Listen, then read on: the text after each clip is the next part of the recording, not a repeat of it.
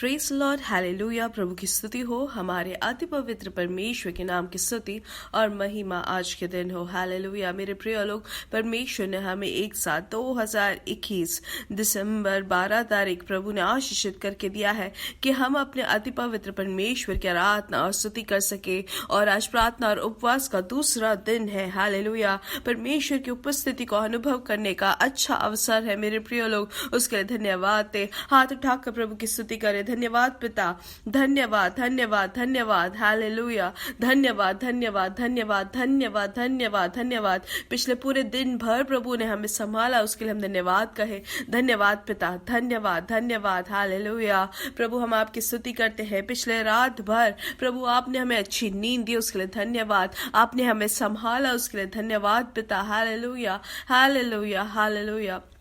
धन्यवाद। आज के दिन भी आपने हमें जगाया, आपकी विश्वास योग्यता के लिए धन्यवाद। आरोग्य से बल के साथ आपने हमें जगाया, आपकी कृपा के लिए हम धन्यवाद करते हैं प्रभु। हालेलुया। धन्यवाद धन्यवाद। आज के दिन आप हमें हाथ पकड़कर आप हमें जयवन चलाते, उसके लिए धन्यवाद। हमें अपने से करीब रखकर आप हमें चलाते, आपकी दिव्य कृपा के लिए धन्यवाद पिता। धन्यवाद धन्यवाद धन्यवाद। जैसे संगीत का 34 के पहले वचनों में कहता है, मैं हर समय यहोवा को धन्य कहा करूंगा, उसकी स्तुति निरंतर मेरे मुख से होती रहेगी। मैं यहोवा पर घमंड करूंगा, नम्र लोग यह सुनकर आनंदित होंगे। मेरे साथ यहोवा की बड़ाई करो और आओ हम मिलकर उसके नाम की स्तुति करें। और 5वां वचन कहता है, जिन्होंने उसकी ओर दृष्टि की उन्होंने ज्योति पाई और उनका मुंह कभी काला ना होने पाया। आमेन। और 8वां वचन कहता है कि परख कर देखो कि यहोवा कैसा भला है, क्या ही धन्य है वह पुरुष जो उसकी शरण लेता है। यहोवा के पवित्र लोगों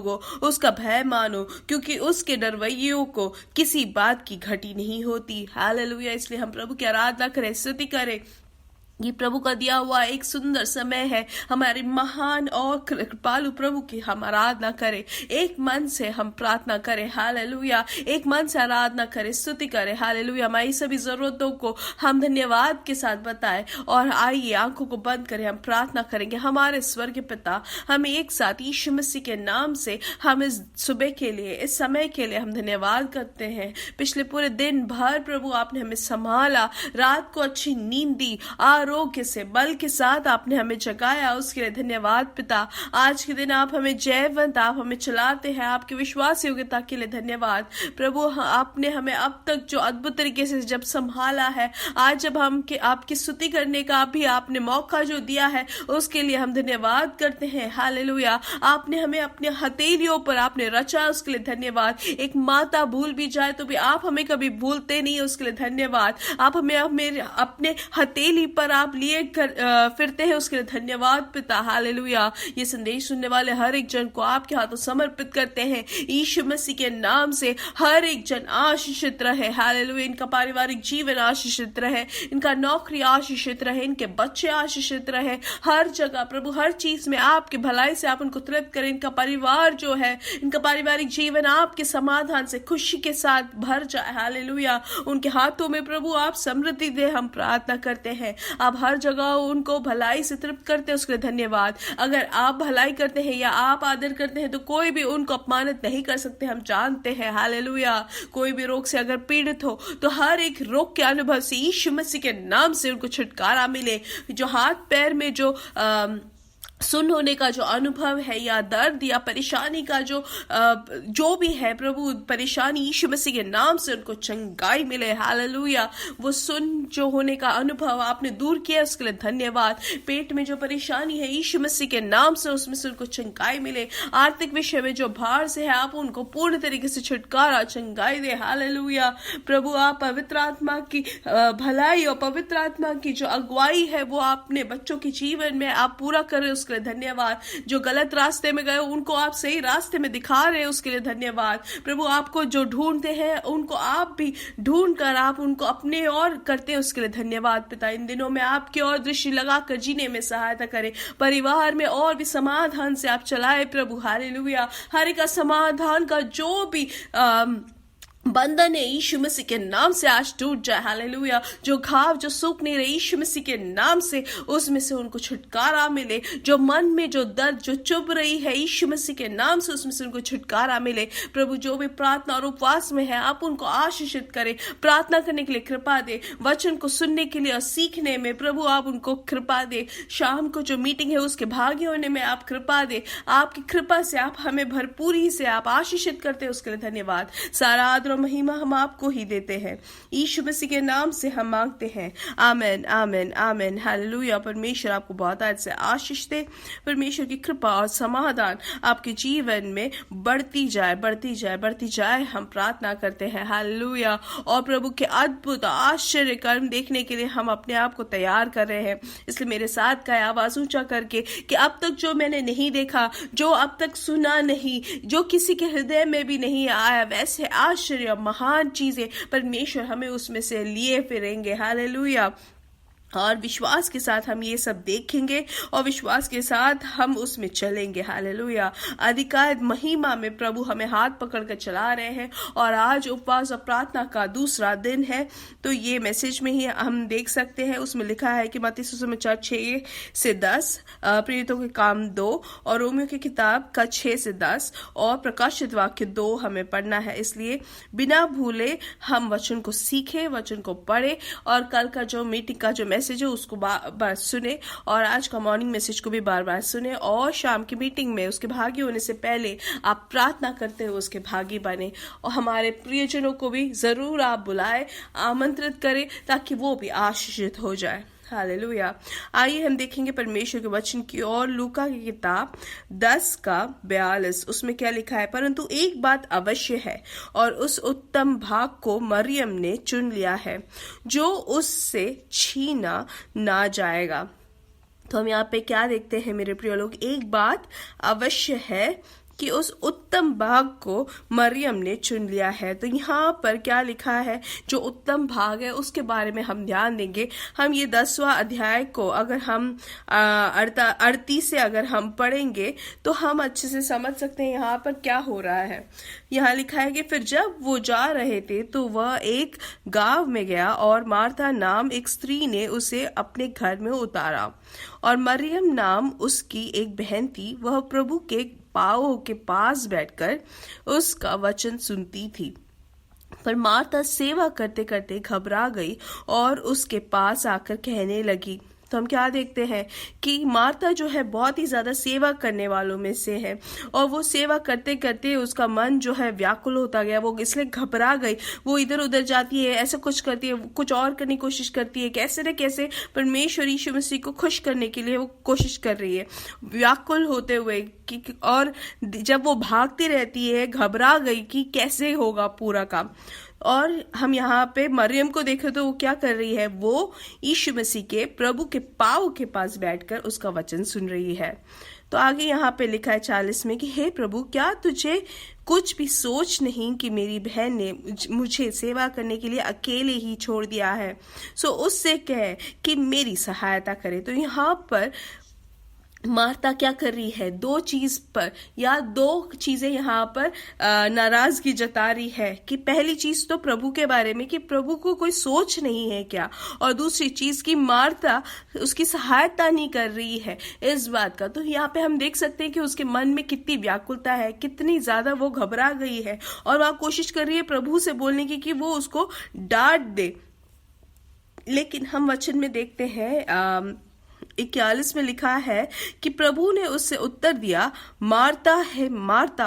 तो यहाँ पर अगर हम देखें 2 बार लिखा है मार्ता है मार्ता।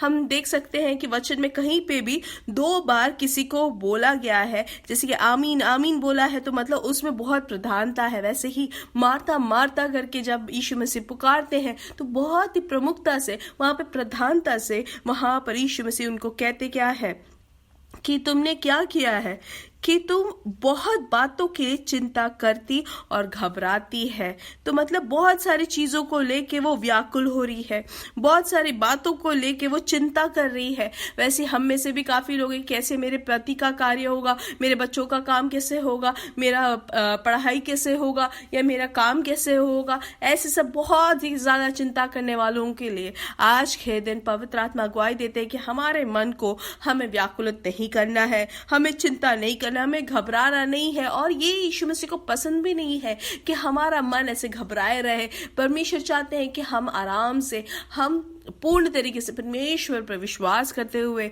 हम शांति से रहे। इसलिए यहाँ पे कहते हैं प्रभु की तू बहुत बातों के लिए चिंता करती और घबराती है, परंतु एक बात अवश्य है, एक बात अवश्य है, एक चीज जरूरत है। यहाँ पर वहां पर कोई सेवा के लिए या कोई भी चीज के लिए चिंता करने की जरूरत नहीं, घबराने की जरूरत नहीं है, लेकिन एक चीज चाहिए और उस उत्तम भाग को मरियम ने चुन लिया है। वो कौन सा है उत्तम भाग जिसकी जरूरत यहाँ पर परमेश्वर कहते हैं? वो है, हम 29 में हम पढ़ते हैं, जो मरियम ने पाया वो है कि प्रभु के पाँव के पास बैठना और उसका वचन सुनना। इसलिए आज के दिन या इन दिनों में जब परमेश्वर के हम उपस्थिति में बैठते हैं तो क्या कैसे करना है, किसके पीछे भागना है, ये सब सोचते हुए ना हम व्याकुल हो, लेकिन जैसे मरियम ने अच्छा भाग चुना, अच्छा भाग जो है उसने अपने जीवन में अंश लिया, वो ही हमें भी करना है कि हम परमेश्वर की उपस्थिति में बैठे, परमेश्वर को चुने। मेरे प्रिय लोग,